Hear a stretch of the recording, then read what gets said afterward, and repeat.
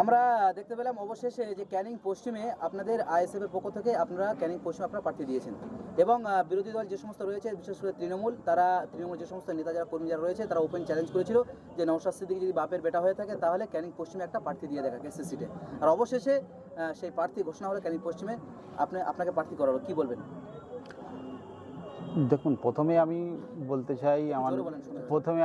চাই যে আমার ওই নওশাদ ভাই আমার ভাইজান, আমার নেতা, এবং আব্বাস সিদ্দিক হচ্ছে আমার নেতা। তারা যেভাবে প্রথম থেকে আজকের সাধারণ মানুষের এবং দলিত আদিবাসী মানুষ যারা পিছিয়ে পড়ছে তাদের উন্নয়নের জন্য, তাদের বিপদকে থেকে কিভাবে উদ্ধার করা যায় এবং বেকারত্বকে কিভাবে ঘোচানো যায় সেইভাবে নিয়ে মানুষের কাছে এগিয়ে এসছে। তাই তাদের স্বচ্ছ ভাবমূর্তিকে মানুষ দেখে আজকের এত মানুষ এগিয়ে আসছে। তাই অনেকে অনেক কিছু বলবে, বিরোধীরা প্রার্থী দিতে পারবে না, এই করবে না, কিন্তু প্রার্থী ঠিকই হয়েছে, হবে, এবং তাঁরা ঠিক করে রেখেছিলেন আগে থেকে। কিন্তু সেই সঠিক জবাবটা দেওয়ার জন্য আজকের এই প্রার্থী ঘোষণা করেছেন। কিন্তু বিরোধী যে সমস্ত দল রয়েছে তারাই বলছিল যে ইন্ডিয়ান সেকুলার যে দলটি রয়েছে শুধুমাত্র মুসলিমদের দল, কি বলবেন? এটা পুরো সম্পূর্ণ ভুল কথা। কারণ এখানে প্রথম থেকেই বলা হয়েছে ইন্ডিয়ান সেকুলার ফ্রন্ট, যেখানে দলিত আদিবাসী এসসি এসটি এবং সংখ্যালঘু সবাইকে নিয়ে, এখানে কোনো জাতিভেদী ব্যাপার নেই যেটা বিজেপি করে থাকে। এটা টোটালি মিথ্যে বার্তা সবাইকে দিচ্ছে, যাতে তাদেরকে আখের গোজাতে পারে, দুর্নীতিটাকে চাপা দিতে পারে।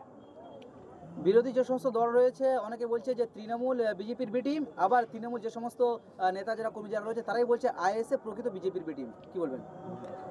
সম্পূর্ণ ভুল কথা। কারণ বিজেপি যদি সেন্টারে না থাকতো আজকে টিএমসি রাজ্য সরকার চালাতে পারতো না।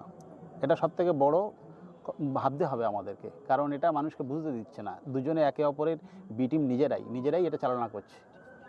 নওশাদ সিদ্দিকী প্রার্থী ঘোষণার পরে আমরা দেখতে পাচ্ছি যেখানে আইএসএফ এর প্রার্থী যেখানে হয়েছে এবং বিরোধী দলের যে সমস্ত প্রার্থী হয়েছে তারা অনেকে মন্তব্য করছে তারা আতঙ্কের মধ্যে রয়েছে, কারণ যদি অবাধ সুষ্ঠু নির্বাচন যদি হয় তাহলে আইএসএফ জয়ী হবে এবং বিরোধী দল তারা হারবে, এই কারণে তারা আতঙ্কের মধ্যে রয়েছে। এবং বিরোধী যে সমস্ত দল রয়েছে বিশেষ করে তৃণমূল নেতা যারা রয়েছে তারা বিস্ফোরক এই বিষয়ে মন্তব্য করছে। তাহলে কি অবাধ সুষ্ঠু নির্বাচন কি হবে, না হলে না চুরি করে আবার জিতে ক্ষমতায় আসবে, কি বলবেন? অবাধ নির্বাচনটা তো পুরো নির্বাচন কমিশনের দায়িত্ব। আমরা আজ থেকে 2011 সালে দেখেছিলাম সেই মীরা পাণ্ডে, সেই নির্বাচন কমিশনার যেভাবে ইলেকশন করিয়েছিলেন, সেইভাবে যদি আজকের ইলেকশন হয় তাহলে বিরোধী দল ভয় পাবে না। বিরোধী দল তার স্বচ্ছ জায়গা থেকে দেখিয়ে দেবে কীভাবে ভোট করতে হয় বা ভোট হয়।